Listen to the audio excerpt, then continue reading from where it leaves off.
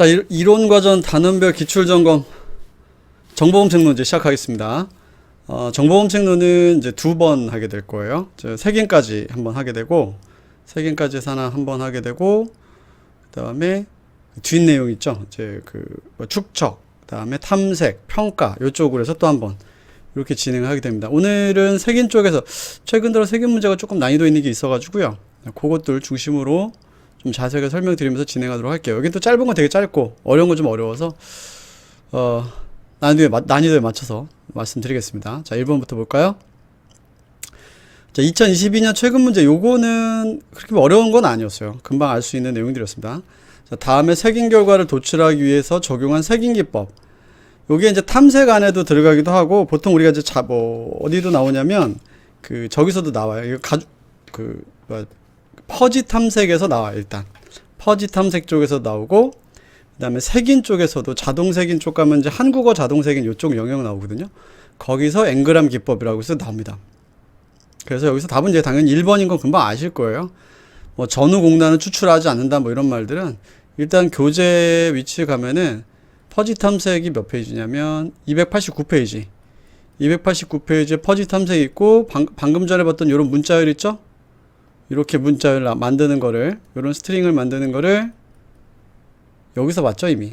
그쵸? 여기서 봤기 때문에 뭐 선택하는데 어렵진 않을 거고, 이거는 문제를 꼼꼼하게 읽고 실수만 하지 않는다면 금방 해결할 수 있는 내용입니다. 킥색인 같은 경우는 어디서 나오냐면 제 교재 색인의 종류에서 전조합, 후조합 얘기할 때, 전조합에서 한번 나오게 되죠. 전조합에서 킥색인으로 전조합, 룬의 업적이다라고도 얘기했었고, 자, 전조합색인, 후조합색인입니다. 위치는 216페이지, 킥색인, 여기서 봤던 거죠? 킥색인 작업, 킥색인 예제들도 들어가 있었고요. 그 정도 받으시면 될 것 같아요. 그 다음에 216페이지부터 보시면 되고, 용월색인도 그 밑에 있어요. 용월색인도 여기 바로 나오죠? 용월색인. 자, 여기 있는 거고, 투포화성 색인 기법. 요거는 확률 색인에 나옵니다. 확률 색인에. 포화성 색인은, 우리 색인에서 자동 색인에 가서 이제 나오게 되는데요. 잠깐 위치를 좀 더 빨리 찾아가야 되죠. 여기 있다. 여기 어디서 나오세요? 수정된 하트의 투 포화성 가중 기법이라고 있죠. 네. 포화성 가중 기법. 요게 물론 요것만 따지면 되게 어디냐 심화 내용에도 나와요. 포화성 가중 기법은 이게 표기가 포와송과 포아송 뭐 이렇게 있고 있어가지고 요 표기가 좀 애매한 것도 있어가지고, 자, 포화성 분포, 포와 요거 그쵸? 책에 따라 넣긴 했는데, 자, 요거 페이지는 어디냐면 286페이지. 여기서도 확률 빈도, 출현 빈도에 따른 확률 분포를 이용하는 방법, 확률에서 나오는 거예요. 결론적으로 여기 포화성 분포 모형이라고 있죠. 여기서 나온 겁니다. 287페이지.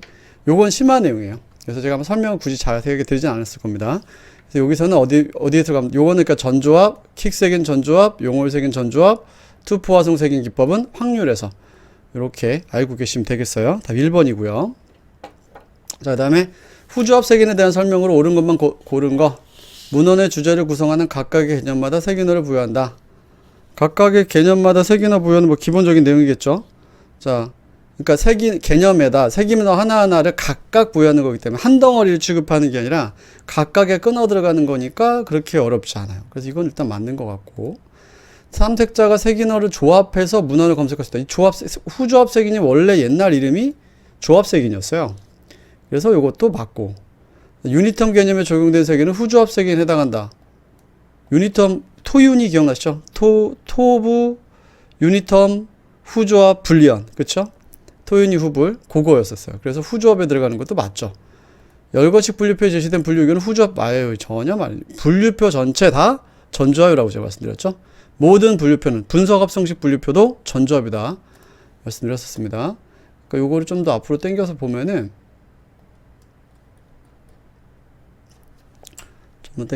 좀만 더 가볼게요. 그러면 전조합 후조합에서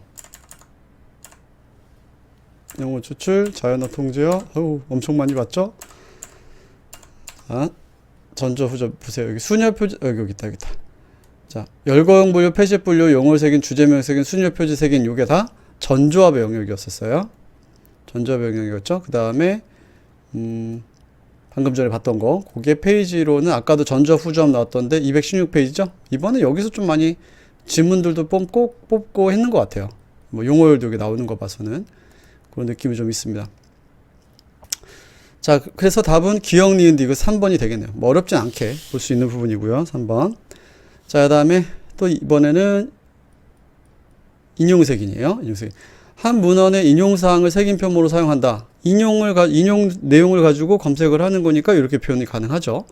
색인자의 주제 배경이 부족하여 생기는 문제를 해결해서 출연하게 되었다. 이것도 재밌는 부분이긴 한데, 색인자들이 어땠냐면, 이제 정보량이 증가, 색인자들의 필요하지만 색인자 수는 적고, 기계적 처리가 필요하긴 했고, 근데 인용색, 지금 전통적 주제색인 같은 경우는 기계색인으로 하기엔 한계가 좀 있는 거는 상존하는 문제고, 그러니까 아예 어때요? 100% 자동색인이 가능하면서 그 주제색인의 기법을 어느 정도 보완할 수 있는 정도? 그런 뉘앙스를 가지고 있는 거죠. 그렇죠? 그게 이제 인용색인이고요. 되게 좋은 지문입니다. 이거는 잘 하나 받으시고요. 연구 분야가 미성숙한 분야보다 성숙 분야 때 효과적인 검색도가 이게 틀렸죠? 미성숙 분야에 효과적이다라고 배어 있어요. 미성숙 분야. 인용색인 한번 찾아가 보면은, 자, 인용색인은 페이지는 218페이지 되겠네요. 218페이지 보면 인용색인 개요에서, 자, 연구 대상이 되는 주제 분야가 다학문적 주제이거나 또는 미성숙 분야일 때 효과적이다. 이 말이 들어가 있고 별표도 쳐져 있죠. 그죠? 요거는 미성숙 분야는 아직까지 주제명이 명확하게 정의되어 있지 않은 주제들. 아직까지 주제명이 확실히 나오지 않은 주제들. 그 같은 경우는 미성숙 분야라고 볼 수 있어요. 그러면 주제명이 정해져 있지 않은 성숙 분야가 아닌 미성숙 분야 연구 주제들을 검색을 하려면 어떻게 해야 되냐라는 거죠. 그래서 주제가 성숙되어 있다는 얘기는 주제 명칭이 정해져 있을 거고, 그 주제 명칭이 정해져 있으니까 주제명으로 찾을 수 있지만, 주제명이 정해져 있지 않은 건 찾기가 힘들다는 얘기가 되거든요. 그래서 미성숙 분야일 때 효과적이다. 이렇게 보시는 거고, 그 다음에 자기 인용색인 시스템 자본을 처리한다. 이게 인용색인에 있어서 우리 단점을 얘기할 때 나왔던 부분이에요. 여기 있죠? 자기 인용색인의 단점에서 220페이지. 그러니까 내가 내 논문을 스스로 인용하게 되면 진짜 필요해서 인용한 건지, 자기 논문 인용한 건 자기가 인용하기 편해서 인용한 건지 그럴 수도 있잖아요. 그런 그런 부분이 있습니다. 그래서 자기 인용은 진짜 인용에 대한 가치를 조금 떨어뜨릴 수 있는, 남이 인용해 줘야지 우수한 거지, 내가 내 거 인용한다고 내 논문이 우수하지 이렇게 얘기할 수는 없잖아요. 그래서 이걸 잡음이라고 얘기를 할 수 있다라는 거죠. 그 정도. 인용색인 한 번 더 봐주시죠. 정말 잘 나와요, 인용색인은. 자, 그 다음에 이제 우리 4번. 요게 좀 어렵습니다. 요게 좀 어려운 문제인데요. 자, 보자고요. 이게 이제 우리가 배우는 빈도. 일단 빈도 위치 한번 좀 자동색인에서 단순 빈도 위치를 좀 가볼 필요가 있어요. 자동색인에서 단순 빈도 위치. 여기는 위치해 보면 231페이지입니다. 231페이지 오면은 여기 단순 빈도에서 단어 빈도, 문헌 빈도 있고, 또 쭉 내려가면 요것도 나와요. 단순 빈도, 문헌 빈도, 여기. 단순 빈도 안에 단어 빈도, 문헌 빈도, 장서 빈도, 이렇게 나와 있죠. 요거를 다 정리할 수 있는 좋은 문제입니다. 자, 그럼 볼까요? 문헌 집단 1, 2, 3, 4에 나타난 용어들 T1부터 T5까지를 단어 빈도를 제시한 문헌 용어 행렬이에요. 그러니까 여기서는, 자, 문헌 1에 하나씩 이제 내용을 보면서 할게요. 문헌 1에는 텀 1, 용어 1이 없고, 용어 2는 2번, 용어 3이 2번, 용어 4도 2번, 뭐 이런 식이에요. 그렇게 읽어가면 되는 겁니다. 문헌 2는 용어 1이 2번. 오케이? 뭔지 알겠죠? 그럼 봅시다. 문헌 1에는 용어 T1이 한 번도 출연하지 않는다. 0이니까 출연하지 않는 건 맞죠? 네, 맞습니다. 당연히 맞아요. 자, 용어 2, 텀 2의 장서 빈도는 6이다. 장서 빈도는 어느 방향이냐면 이 용어가 문헌 집단에서 나오는 요 문헌 집단, 지금 현재 문헌 집단 4개잖아요. 요 문헌 집단 내에서 나오는 총 빈도수. 그러니까 여기 요 밑에다가 뭘 달아주냐 했죠. 여기 요 자리에다가 총 빈도수 6을 달아주면 되는 거겠죠. 맞아요. 이거 장서 빈도로 되게 흔치 않은 내용이었어요. 지금까지 기출에 거의 안 나왔었어요. 장서 빈도는.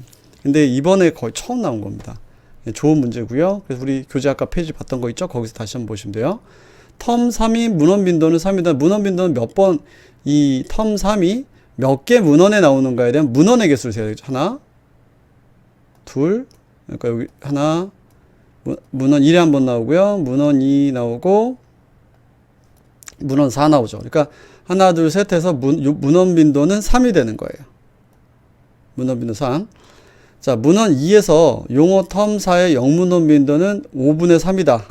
자, 보자고요. 영문헌 빈도, 요걸 따지는 건데, 영문헌 빈도는, 자, 단어 빈도를 문헌 빈도로 나눠준, 요런, 이제, 보통, 기본적인 개념식이 들어가요. 자, 문헌 2에서 텀 4의 영문헌 빈도는, 요, 문헌 2의 요 텀 4의 영문헌 빈도니까 전체 문헌 빈도는 얼마가 되죠? 아, 단어 빈도는, 텀 4의 문헌 2의 단어 빈도는 3. 요 단어 빈도를 뭐로 나눠줘야 되죠? 단어 빈도를 문헌 빈도로 나눠줘야 되잖아요. 텀 4가 몇 번 나왔어요? 하나, 둘, 3번 나왔죠? 그래서 3으로 나눠줘야 돼요. 그러니까 3 나누기 3 이렇게 해줘야지 맞는 부분이라 3으로 나눠줘야 돼서 이거 4번이 내용이 틀린 겁니다. 그 다음에 이제 좀 열심히 공부하시는 분들은 시스템식도 얘기를 하기도 해요. 그래서 이제 요거 보여드릴게요. 이걸 얘기하기도 해요. 지금 방금 전에 이제 나온 내용은 전체 문헌을 넣지 않은 방식으로 문헌빈도 3에다가, 그러니까 문헌빈도 알면 풀 수 있는 문제였던 거예요, 요거는. 그러니까 내용 자체를 완전 수정할 때는 조금 더 공부를 했어야 되지만, 전 장서빈도 요거 들어가서 조금 어려웠다고 봤고요. 지금 봤을 때 장서빈도는 금방, 미안합니다. 문헌빈도는 총 3회라는 건 금방 파악할 수 있고, 그래서 여기 5가 들어가면 안 된다는 것도 알 수 있어요. 그 다음에 여기 이거에 이제 또 문헌 총수에 또 이렇게 한번 탁 꽂히면 이게 그렇게 힘들어져요, 처음에. 문헌 총수가 들어가 있잖아요. 근데 여기서도 문헌 총수는 4가 되잖아요. 그럼 문헌 총수가 들어간 상태로 계산을 하게 되면은 문헌 총수가 4니까 이거는 영문헌 빈도는 여기서 4가 됩니다. 그러니까 여기 두 가지를 생각해 볼 수 있어요. 두 가지 생각해 볼 수 있는데, 첫 번째, 지금 여기 있는 요 방식, 기본 개념식으로만 적용했을 때 단어 빈도를 문헌 빈도로 나눠줘서 1이 들어갈 수도 있고요. 그 다음에 전체 문헌 총수를 집어넣어서, 여기 조건에서 이제 그렇게는 봤을 때, 전체 총수를 집어넣었을 땐 전체 문헌 수가 4개니까 4가 될 수도 있다라는 겁니다. 요거는 조건에 따라서 푸는 문제라서 4번은 뭐 왔다 갔다 안만 하더라도 뭐 오답입니다라고 얘기할 수는 없는 부분이고, 나머지 정확하게 맞고, 빈도값 5분의 3은 100% 틀리고요. 100% 틀린데, 값을 따져본다면 고려하는 방식이 어떠냐에 따라서 단순하게 개념식으로 하면 1, 그다음에 전체 문헌 빈도까지 집어넣으면 4, 이렇게 답이 될 수 있는 문제예요. 자, 좀 이런 영문헌 빈도 한동안 임용에서도 꼭 나오고 뭐 여기서도 나오가지고 여기저기 좀 복잡하긴 했었어요. 자, 다음 5번 볼까요? 자, 검색용 통제 어휘에 대한 설명으로 옳지 않은 것. 동일한 의미의 용어들은 용어 간의 관계를 미리 설정하여 사용한다. 통제어는 동일한 의미의 용어들의 용어 간의 관계. 그러니까 이거를 동일한 의미의 용어들이라면 이제 used for 관계가 되겠죠? used for 같은 게 될 겁니다. 그러니까 그거를 이제 보라 참조나 이런 걸로 해서 관계 설정한다는 소리고요. 시소로서 주제형표, 분리표 등을 사용해 선정할 수 있죠. 검색 어휘로 특별하게 정의된 용어들. 일상에서 사용하는 명사, 형용사, 동사, 부사 등을 모두 사용하는 게 아니죠. 이런 애들은 명사는 들어가죠. 명사는 괜찮아요. 근데 형용사, 동사, 부사 이런 것들은 이유가 없죠. 그 다음 명사도 이제 동음어, 동음이어 관계 때문에 또 통제어로 하나로 만들어줘야 되기 때문에 일상에서 쓰는 것을 사용할 수 있다면 요건 자연어라고 100% 할 수도 없어요. 부사 같은 건 자연어에도 들어갈 수가 자연어가 이제 아니라 색인어로 선택되지 않는 부룡어의 영역이기 때문에 저것도 자연어, 색인어라고 하기도 좀 힘든 부분이라 일상의 언어는 모두 다 쓴다는 말 자체가 좀 틀렸다. 이제 요게 또 좀 가깝게 맞추려면 자연어에 맞춰줘야 되는데 그렇다고 해서 또 100% 자연어도 아니다. 이런 느낌입니다. 그러니까 통제어가 아니면 자연어라고 할 수 있지 않나요? 이렇게 생각하시면 안 된다는 얘기예요. 요건 좀 설명이 좀 부족하다. 이렇게 봐두시는 게 제일 좋습니다. 됐고요. 통제어는 요 정도. 자, 검색에서 기억에서 디귿에 들어갈 내용. 이 바네바 부시는 우리 교재에 역사에다 넣어놨어요. 이 원래 정보학 일반에서 나오는 어떤 분이라서, 그리고 나온 지가 뭐라 그럴까, 꽤 오래됐어요. 정보학 쪽에서 좀 나온 지가 꽤 오래되신 분인데, 생각보다 우리 검색 쪽에서는 잘 안 다뤄졌었거든요. 왜냐면 하이퍼링크 영역도 좀 있고, 이게 약간 정보학 성격이 좀 있어요. 토브 나오고 해서 이제 여기다 이제 역사 안에다 집어넣어서 배치한 건데, 그래서 이번 교재 개정할 때 페이지 몇 페이지냐면 195페이지. 195페이지에다가 1940년대 45년도에 2차 대전 끝나고 나서 앞으로 이럴 거야라고 해서 as we may think라고 이제 앞으로 이럴 거야라고 하는 그 검색이라든가 시스템 환경이 바뀔 거를 예측한 글이 있어요. 짤막한 글인데 거기다가 메맥스라고 하는 시스템을 하나 제시를 합니다. 이게 재밌어요. 저장해두고 필요할 때마다 해당 정보가 담긴 마이크로필름을 불러와 읽고 이런 말 있죠.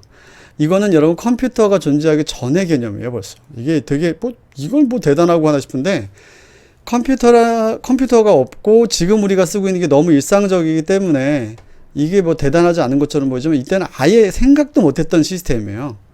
그게 더 대단한 거예요. 필요할 때마다 불러와서 한다는 것 자체. 컴퓨터 개발도 전이고. 그래서 복수의 주제나 주제 코드를 조합해서 검색하는 연상색인 기법 이런 것들 제시했다.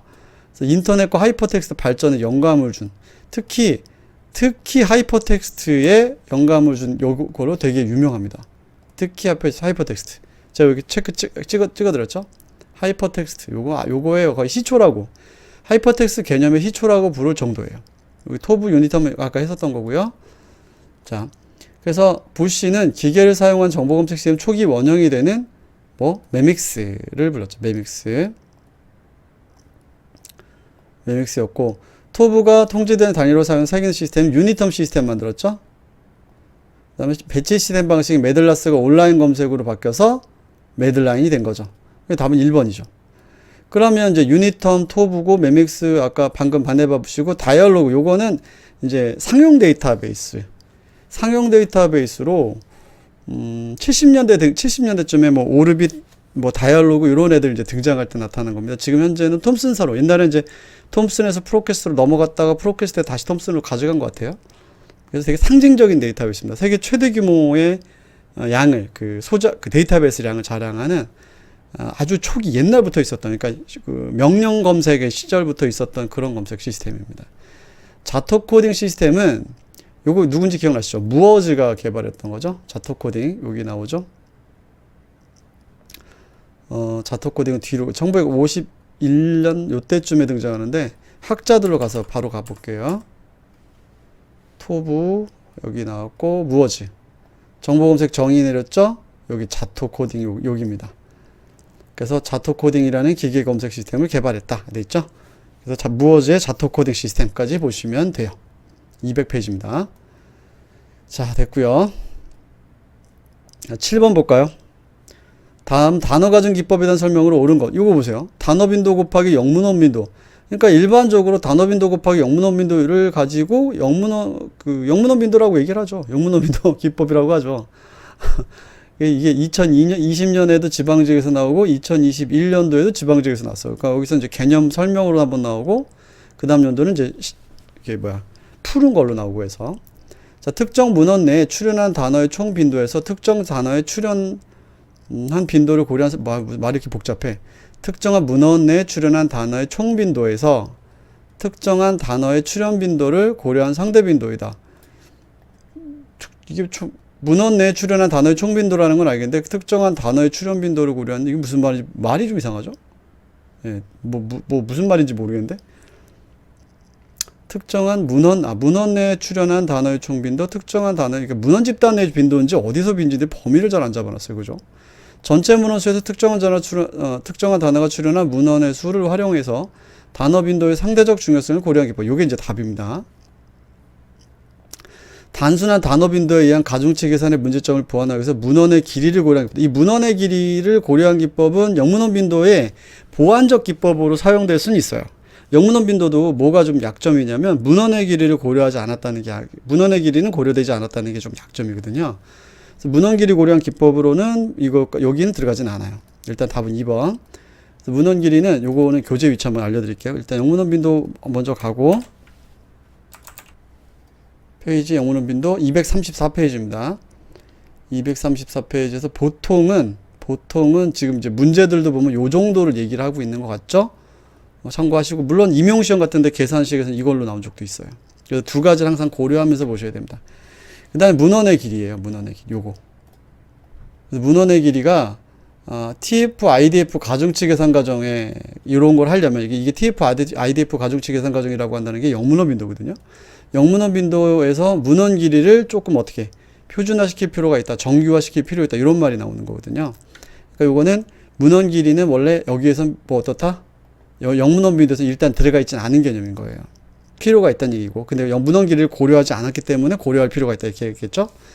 자, 특정한 문헌에서 낮은 출현 빈도를 가지면 전체 문헌 집단에서 높은 빈도를 가지는 단어를 세균어로 선정하자 기법. 반대죠. 특정 문헌에서 높은 출현 빈도를 가지만 전체 문헌에서는 낮은 빈도를 가지는 단어를 세균어로 선정하는 기법. 그 답 2번입니다. 그러니까 전체 문헌에서 특정한 단어가 어떤 분포를 가지고 있는가, 그거를 고려한 것, 이 영문헌 빈도죠. 그러니까 영문헌 빈도 참 문제 내기가 계산이나 공식이나 일단 조금 공부하면은 알 수는 있고, 그렇다고 그냥 대충 봐서는 감 안 오고 이럴 수 있는 문제라서 이건 되게 좋은 문제들이, 영문헌 빈도가 좀 많이 활용되고 있어요. 난이도를 좀 높이는 문제로서.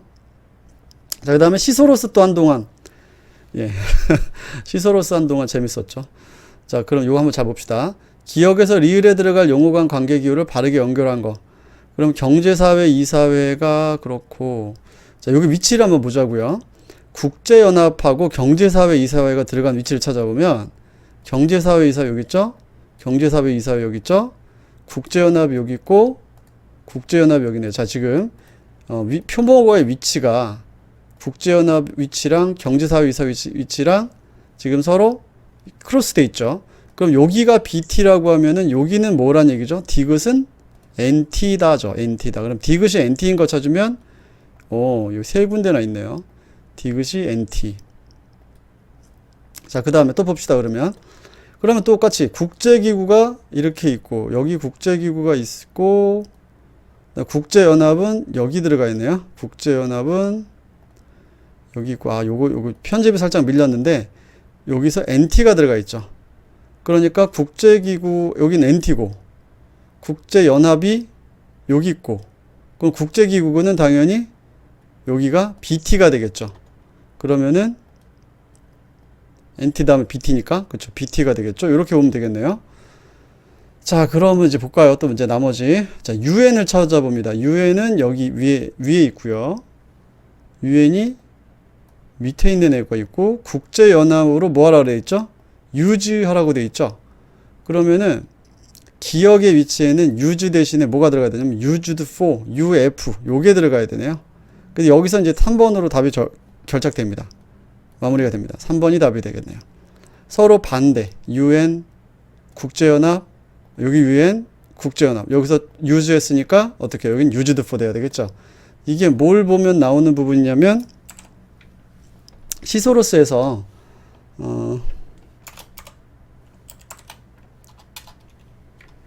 시소로스에 가보시면은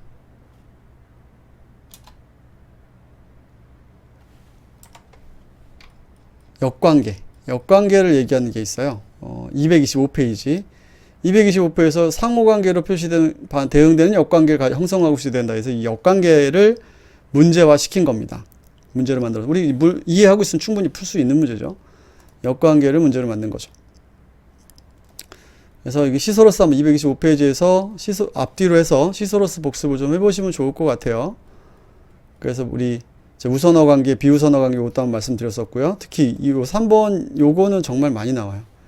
의미 어디로 참조냐 이런 거로도 많이 나오고. 그럼 이제 이게 보시면 상위 개념으로의 안내였으니까 BT가 상위 개념으로 안내였으니까 그 반대편에 가면 하위 개념으로의 안내랑 만나야 되겠죠. 그래서 거꾸로 가는 거. 이게 제일 좋은 예제인 것 같아요. 경제사회 이사회가 상위 개념이 국제연합이니까 국제연합에 가면 당연히 하위 개념의 경제사회 이사회가 있겠지. 이렇게 생각할 수 있잖아요. 그렇게 해서 역관계로서 문제를 풀게끔 만든 문제입니다. 자, 9번 볼까요? 자, 다음 설명에 해당하는 자동색인 작성 기법은 자, 커넥트 보세요. 커넥트 여기서 끊어졌습니다. 그 다음에 커넥트 다음에 ed 붙었고 커넥트 ing 붙었죠. 그러니까 여기 ed랑 ing 요게 지금 다 하나의 똑같은 걸로 바뀌었죠. 밑에도 엔지니어링 마찬가지예요. 요것도 똑같이 봤죠. 지금 현재 요거를 똑같은 어근만 남기고 뒤에 걸 버린 거예요. 어떤 건지 아시겠죠? 어근만 남기고 뒤에 걸 버린 거라서 요걸 어근 처리라고 합니다. 스태밍이라고 해요. 스태밍. 그래서 불용어 제거는 아예 사용하지 않는다는 and나 뭐 접속사나 뭐 이런 애들 and 접속 that 같은 거 요런 걸 버리는 거고 가중치 부여는 여기 숫자가 나와야 돼요. 앵그램은 이미 우리 앞에서 많이 봤어요. 첫 번째부터 나왔었던 거니까. 그래서 스태밍 어근 처리고 요게 이제 그 비슷한 말로 절단도 요거랑 비슷해지죠. 그래서 절단에 가면 스태밍이 나옵니다. 근데 스태밍은 자동색인 작성 기법, 절단은 원래 연산자에서 나오는 거고요. 여기서 지금 자동색인 작성 기법으로 물어봤기 때문에 절단이라고 만약에 이제 주관식으로 나온다면 절단이라고 쓰면 안 되고 이건 어근 처리라서 보는 게 제일 맞아요. 스태밍 위치 한번 알려드릴게요. 교재에서도 요거 자동색인에 이번 개정할 때 제가 추가로 넣어놨습니다. 자, 어근 처리라고 하는 거 색인어 단계 어근 처리 있었죠?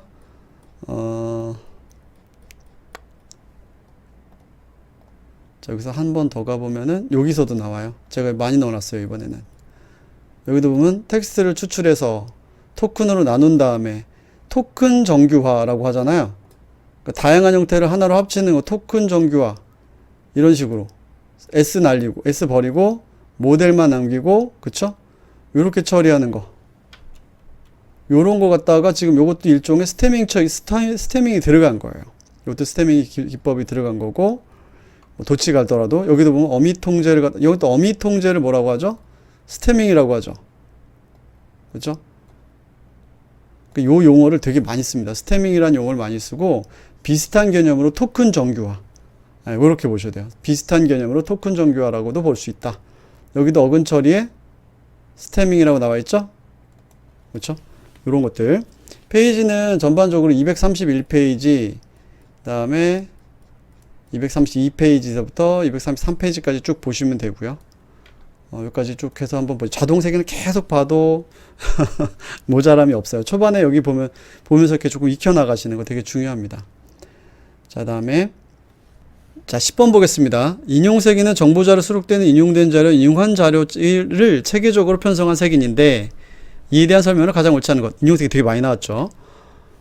인용된 문헌과 인용한 문헌은 지적 상관관계 있다고 할 수 있다. 그 관련이 있으니까 인용을 했겠죠. 지적 상관관계 맞고 색인 작성 과정에 색인자의 개입이 불필요하다. 이게 이제 100% 자동 색인이 되기 때문에 그렇다고 할 수 있는 거였잖아요.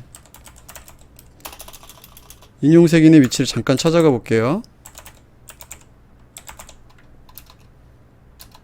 인용 색인이 되게 많이 나와요. 지금 요건 잠깐만 이제 혹시나 봐요.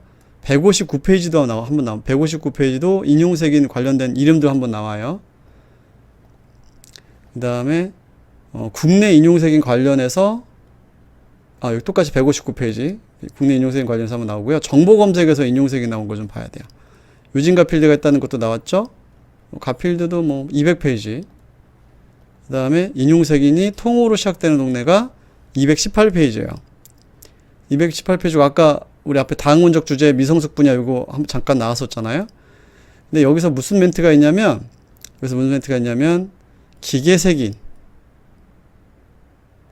기계색인일 때도 유리하다는 말입니다. 자, 여기 있다. 색인의 편집이 기계색인 방법에 적합해서 주제 전문가를 필요하지 않는다. 완전 자동색인 방법을 했죠. 색인 전문가가 필요 없다. 그게 이거죠. 아까도 잠깐 앞에 멘트들 중에서 인용색인 관련된 거 나왔었죠. 해외 대표적인 인용색인 서비스인 스코퍼스는 웹 오브 사이언스에서 나오는 거예요. 웹 오브 사이언스에서 나오는 건 그 스코퍼스가 아니라 뒤에 나온 SCI는 우리 앞에서 요거 WOS 128페이지 가면 요런 말 나와요. WOS 이게 웹 오브 사이언스입니다. 웹 오브 사이언스에서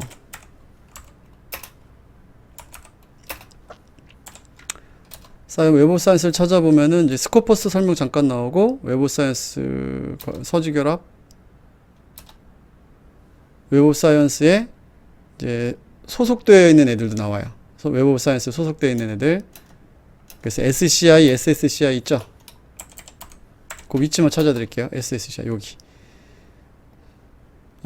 요게 SCI, SSCI, NHCI 있죠? 요 세 가지가 페이지는 220페이지. 요게 요 자리. 요게 웹 오브 사이언스에 수록되어 있는 애들이에요. 웹 오브 사이언스 수록된 애들.